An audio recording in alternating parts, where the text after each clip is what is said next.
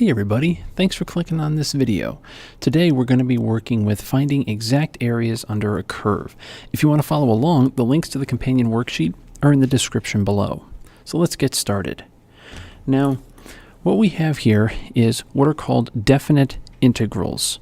Now this is something you see a lot in calculus, but actually once you get past the symbols here, you realize that a lot of these problems that we're going to work on really require no more than geometry.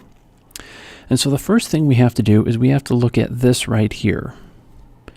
This expression we want to graph.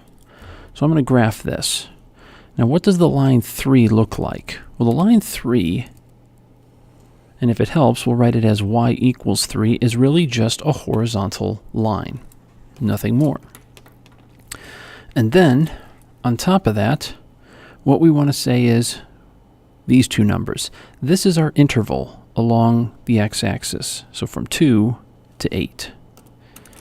Now what we're concerned with is we are concerned with the area of that region between this graph we just drew and the x-axis. And this region makes a rectangle shape. So this rectangle has a base of 6 and a height of 3. So we multiply 6 times 3, and that gives us 18. And that's what that exact integral is.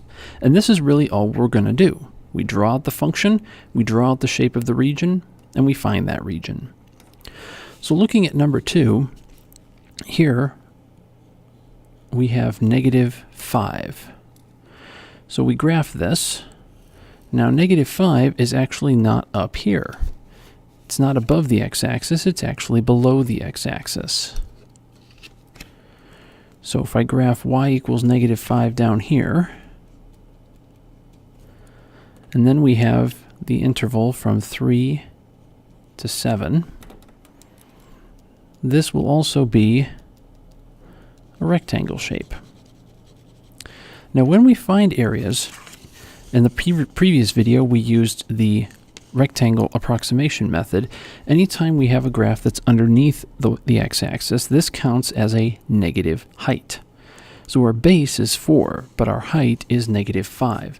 So that means this integral is equal to -20. Because it's beneath, the height has a negative length. And so therefore our area does too. Our area is negative. So looking at the third one, now we're going to graph 4x. So on our axis, we have the graph 4x. Now that's going to be a diagonal line. Y equals 4x up there. And so we want the interval from 0 to 5. And so that's going to be not a rectangular shape. Instead, that's going to be a triangle shape. And that's going to give us a base length of 5. And that's going to give us a height of 20. So 1/2 the base times the height gives us our integral value, which is 50. Now looking at number 4, we graph the line 7x. And our interval is going to be from -2 to +3. So what we have is we actually have 2 different regions. Both of them triangles. And so this point right here is at 3, 21, and this point right here is -2, -14. So this region has a base of 3 and a height of 21. So when we find this area, we get a value of 31.5. This region has a base of 2 and has a height of -14. So that means that this has an area of -14. So we have to combine these two together to get our one value, because this is all treated as one thing. So we take -14 plus 31.5, and we get 17.5. Now for the next one, we're going to graph x plus 4. And so, now this one is not going to start at the origin. This is going to start up above the origin. And we are going from 0 to 2. And so what ends up happening is we get a region that is trapezoidal in shape. And people tend to worry about this because they may have forgotten the geometry formula for the area of a trapezoid. But really, that's not important, because a trapezoid is really nothing more than a rectangle and a triangle put together. So if I were to break this apart like this, we have this rectangle right here down below, and that rectangle, that has an area of, has a base of 2 and a height of 4. So that means this has an area of 8. This triangle, it also has a base of 2 and it has a height of 2. So that has, actually, it has an area of 2. So altogether, we have an integral of 10. Now for number 6, here we have the function 2x minus 10. So it's going to start down below, and it's going to cross over the x-axis at 5, 0. And that is important because we want to find the integral from 3 to 6.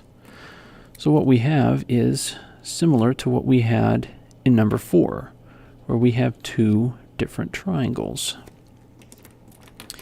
So at this point, 6, we have a y value of 2, and at this point, 3, we have a value of -4.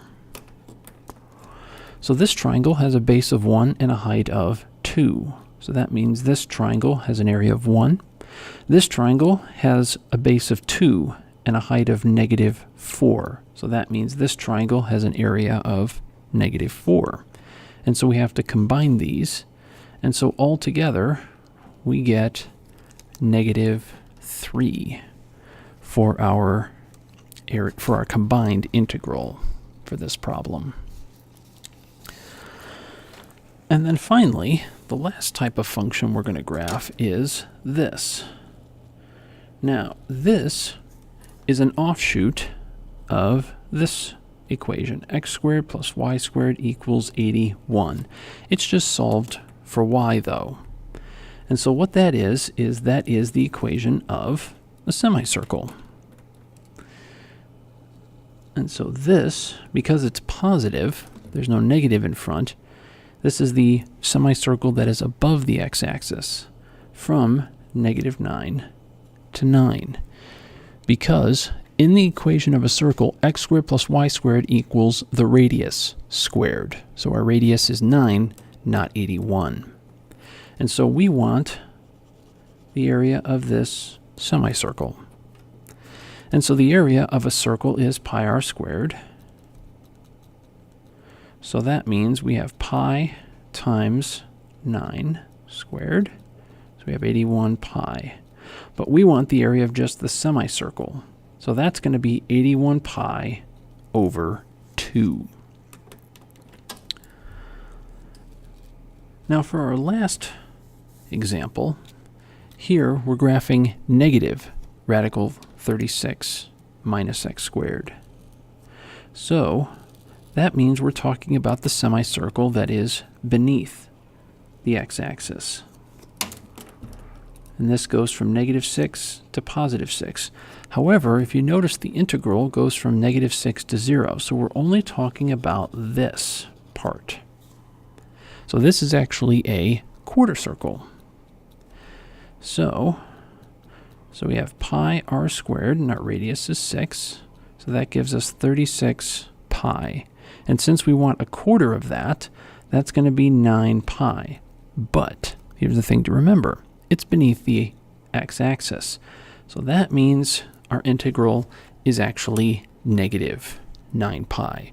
Anytime our region is beneath the x-axis, we always write that as a negative.